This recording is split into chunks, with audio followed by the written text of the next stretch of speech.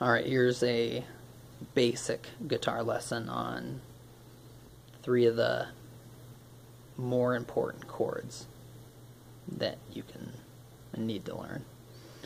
I'm not going to show you the strumming part. At first, when you're just getting started, don't even worry about the strumming, just series of downstrokes. Worry about getting the fingering right first.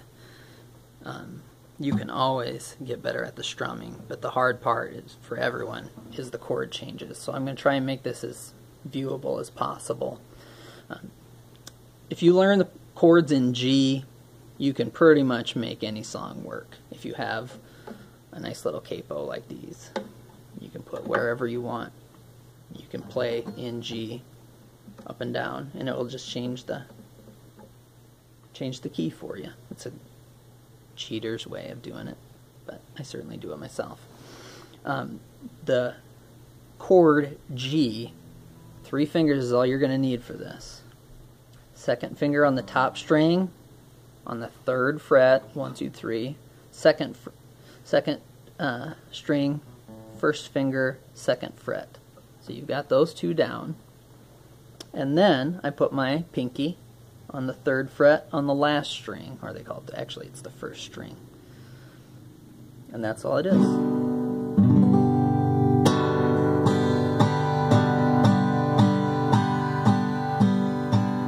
Just practice at that for a few minutes, get the feel for it. The next chord is a C. Now you have to change your hands pretty drastically. So this 3rd finger, your ring finger, goes on this 2nd string from the top on the 3rd fret. Middle finger, 3rd string, 2nd fret. Index finger, 2nd string from the bottom on the 1st fret. That pinky is just out of the way. And you don't play the top string. That's a C. You can cheat, especially early on. This is kind of a good idea to go from a G. You've got the G. You can just drop these 2 fingers each down a string, keep them exactly where they are, and just come down a string. And then you can even cheat and put your ring finger down there on that 2nd string from the bottom on that 3rd fret as well. So you've got a G up here, and if you want, you can even cheat and put that finger down. It's still a G. And then you can just drop these 2 fingers down. And then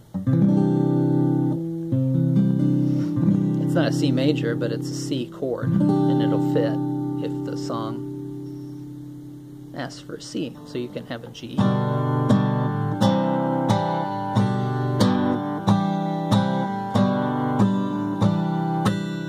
Or of course you can go from a G to a C. That's pretty hard to do. That'll take some practice, going back and forth. But I really recommend it.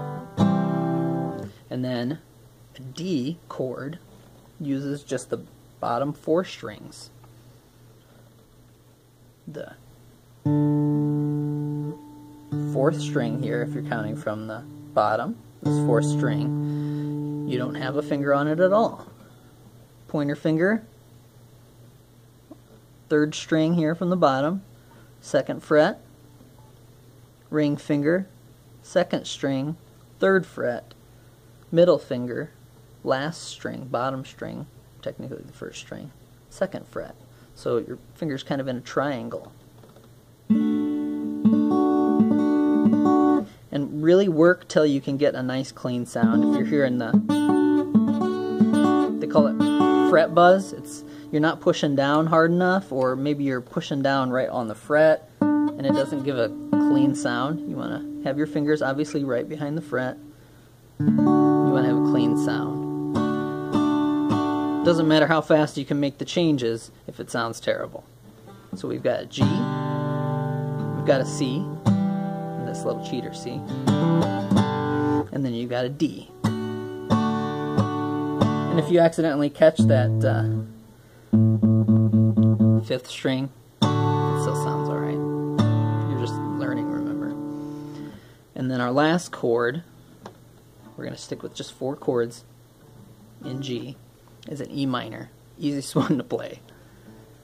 First 2 fingers, 2nd frets of the 2nd and 3rd string from the top.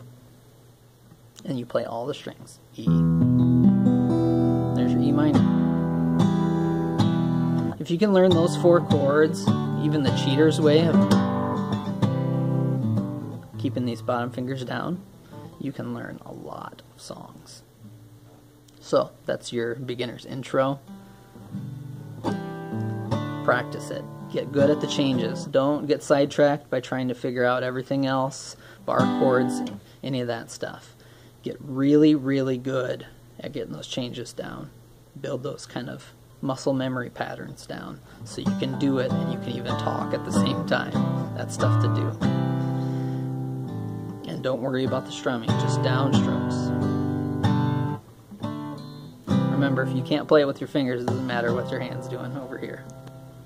Alright, that's all I got for today. Have fun. Keep playing.